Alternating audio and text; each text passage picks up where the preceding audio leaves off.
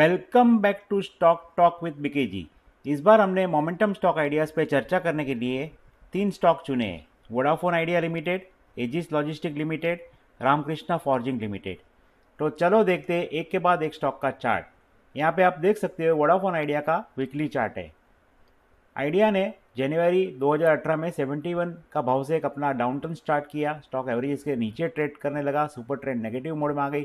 Continuous lower bottoms और lower tops बनते चले और स्टॉक ने कंटिन्यूस डाउन ट्रेंड में ट्रेड करके नवंबर 2019 में 2.61 का लो बनाया। उसके बाद थोड़ी सी बाइंग आई, वापस प्रॉफिट बुकिंग और वापस सेलिंग और वापस एक फरवरी 2020 में 2.83 का यहाँ से एक हायर बॉटम बना। उसके बाद स्टॉक में एक बाइंग आई, स्टॉक धीरे धीरे ग्रीन कैंडल के साथ ऊपर के ट्रेंड में ट्रेड करने लगा। एवरेजेस भी जो डाउन ट्रेंड में थी वो अप ट्रेंड में आने की कोशिश कर रही थी। स्टॉक भी एवरेजेस के ऊपर ट्रेड करने लगा। स्टॉक ने जून 20 में 12.60 का हाई बनाया। उसके बाद थोड़ा प्रॉफिट बुकिंग, वापस 13.45 का सितंबर 20 में हाई, वापस एक सेलिंग, वापस जनवरी 21 में 13.80 का एक हाई बना। स्टॉक कंटिन्यूस इस जोन को पार करने की कोशिश कर रहा था लेकिन वो आगे नहीं जा पाया। वापस स्टॉक में अच्छी खासी सेलिंग आ गई, यहाँ पे सुपर ट्रेंड नेगेटिव मोड में आ गई और वापस स्टॉक ने अगस्त 21 में 4.55 का लो बनाया लेकिन यहाँ से हायर बॉटम। उसके बाद आप देख सकते हो कि पूरा ये जो इधर ए जोन था इसमें अच्छा खासा वॉल्यूम था और यहाँ से जो वापस एक अपटर्न आया वॉल्यूम के साथ स्टॉक धीरे धीरे आगे बढ़ा और 12.37 का एक हाई बना जो अपने अगले हाई से ऊपर था। सुपर ट्रेंड भी यहाँ पॉजिटिव मोड में आ गई। ए स्टॉक को एनालिसिस करने के लिए हमने डिमांड इंडेक्स, ईडीएक्स और मैकडी का सहारा लिया है और तीनों में ऐसे इंडिकेशन मिल रहे कि एक स्टॉक एक अच्छी खासी अप ट्रेंड में एंटर हो चुका है। यहाँ पे आप पूरा एक पैटर्न देख सकते हो। ये स्टॉक का 2018 से लेके 21 का ये पूरा ट्रेंड लाइन और ये पूरा पैटर्न अभी भी स्टॉक ने ये पूरे वॉल्यूम के साथ एक अच्छा खासा एक ब्रेकआउट दिया। यहाँ पे आप देख सकते हो ब्रेकआउट दिया, वापस थोड़ा करेक्शन आया लेकिन ये जो पूरा ट्रेंड लाइन का एग्जैक्टली सपोर्ट लेके वापस एक बाइंग आई स्टॉक में और अच्छी खासी वॉल्यूम के साथ बाइंग आई और स्टॉक ने अभी अभी 14.73 का एक नया हाई बनाया जो अगले यहाँ तक के हाई से ऊपर है। तो ये सब कारणों को देखते हुए और ये 2018 से 21 का पैटर्न का जो ब्रेकआउट आया, जो सपोर्ट लेके वापस एक अपटर्न में स्टॉक आया, वो सजेस्ट कर रहा है कि स्टॉक में एक इंटरेस्टेड बाइंग बन चुकी है। तो ये सब कारणों को देखते हुए हमें लगता है कि वोडाफोन आइडिया लिमिटेड, जिसका करंट मार्केट प्राइस 14.45 है, उसका आने वाले दिनों में टारगेट 19, 24 और 30 आ सकता है। और अगर ये स्टॉक बीच में नीचे आता है तो उसका बाय एरिया है 13.40, 12.65, 12, 11.40 और 11 और ए ट्रेड में 9 रुपये का स्टॉप लॉस रखना ज़रूरी है। तो ये है आज का अगला स्टॉक, एजिस लॉजिस्टिक लिमिटेड। ये एजिस का डेली चार्ट है। एजिस ने जुलाई 2021 में 395 का हाई से एक अपना डाउनफॉल स्टार्ट किया। स्टॉक एवरेज के नीचे ट्रेड करने लगा, सुपर ट्रेंड भी नेगेटिव मोड में आ गई, कंटिन्यूस लोअर बॉटम्स और लोअर टॉप्स बनते चले और स्टॉक कंटिन्यूस जुलाई से लेके यहाँ तक आप देख सकते हो कंटिन्यूस डाउन ट्रेंड में ट्रेड करके यहाँ पे एक 192 का लो बनाया। ये पूरा आप एक जोन देख सकते हो। यहाँ से स्टॉक 200 डीएमए के नीचे भी चला गया और स्टॉक ने कंटिन्यूस यहाँ सुपर ट्रेंड यहाँ तक नेगेटिव मोड में थी और स्टॉक पूरा डाउन ट्रेंड में ट्रेड करता रहा।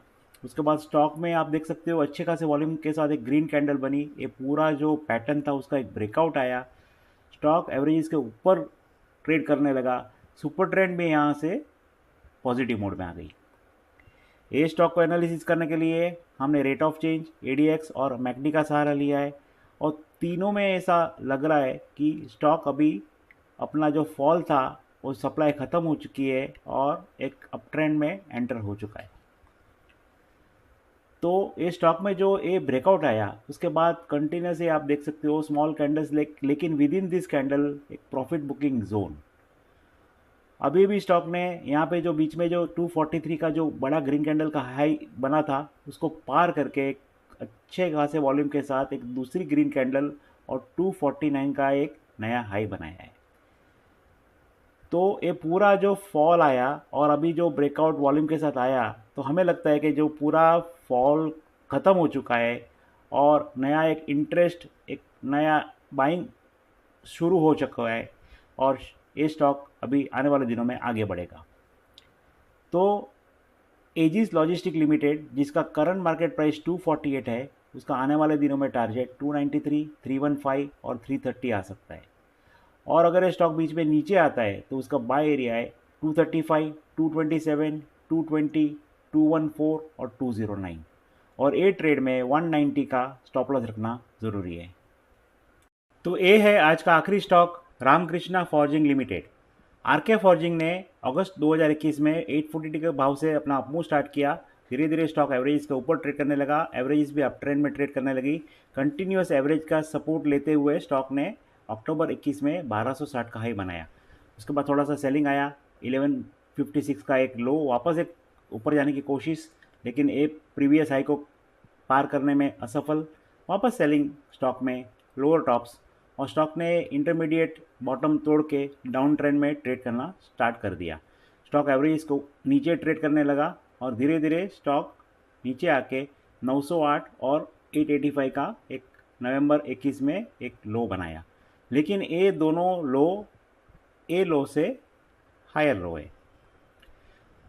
ये स्टॉक का एनालिसिस करने के लिए हमने ROC, डिमांड इंडेक्स और KST इंडिकेटर का सहारा लिया है, और तीनों में ऐसा इंडिकेशन मिल रहा है कि ये जो राइज और इसके बाद जो एक फॉल था, वापस एक स्टॉक में एक बाइंग इंटरेस्ट डेवलप होने जा रहा है।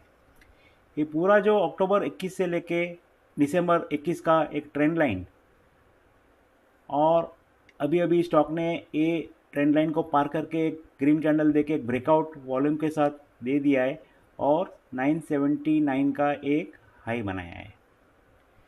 तो ये पूरा राइज, ये फॉल, हायर बॉटम्स और उसके बाद ये ट्रेंड लाइन का ब्रेकआउट, वो देख के हमें लगता है कि स्टॉक आने वाले दिनों में ऊपर की ट्रेंड में आगे बढ़ेगा।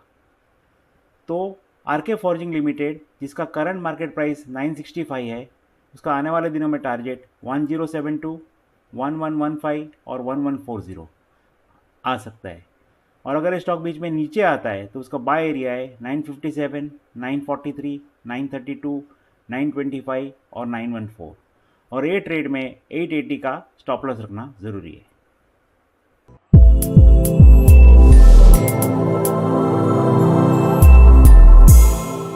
Investment in the securities market are subject to market risks. Read all the related documents carefully before investing.